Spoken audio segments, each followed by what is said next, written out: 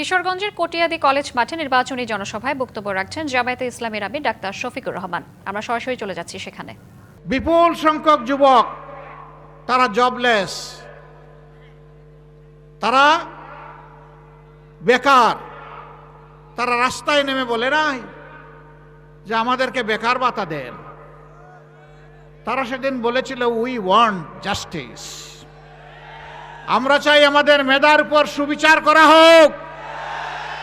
কোন মামু খালুর লাল টেলিফোনে অথবা অ্যান্ড্রয়েড মোবাইলের টেলিফোনে কোন রাজনৈতিক প্রভাবে আমার কপাল যেন চূড়াবালিতে হারিয়ে না যায়। আমার কপাল আমাকে দিতে হবে, আমার যোগ্যতা মেধা অনুযায়ী আমার কাজ আমার হাতে তুলে দিতে হবে। এই দাবি নিয়ে তারা রাস্তায় নেমেছিল।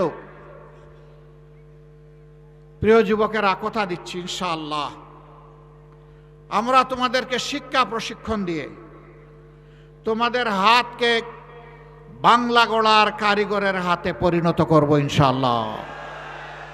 তোমাদের হাতে বেকার ভাতা নয়, তোমাদের দাবি অনুযায়ী তোমাদের মর্যাদার সাথে সঙ্গতি রেখে সেই কাজগুলা তোমাদের হাতে তুলে দেব ইনশাআল্লাহ।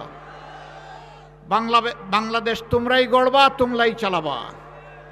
সেদিন তোমরা গর্ব করে বলবা আমি বাংলাদেশ। কি বুঝলেন ভাই? অনলি যেটাই চাই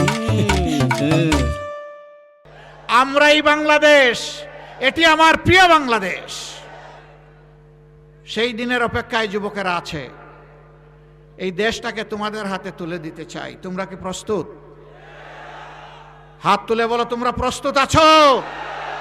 সুসংবাদ গ্রহণ করো। বাংলাদেশ নামের একটা উড়োজাহাজ, ওই উড়োজাহাজের ককপিটে ড্রাইভিং সিটে আমরা তোমাদেরকে বসিয়ে দেব ইনশাআল্লাহ। এই দেশকে নিয়ে তোমরা সামনের দিকে আগাবা। পিছনে ফিরে তাকানোর সময় আমাদের শেষ। এখন শুধু সামনে এগিয়ে যাওয়ার পালা। পিছন নিয়ে যারা কামড়া কামড়ি করে তাদেরকে কামড়া কামড়ি করতে দিব আমরা। ওরা করুক, আমরা এগিয়ে যাব জাতিকে নিয়ে সামনে ইনশাআল্লাহ।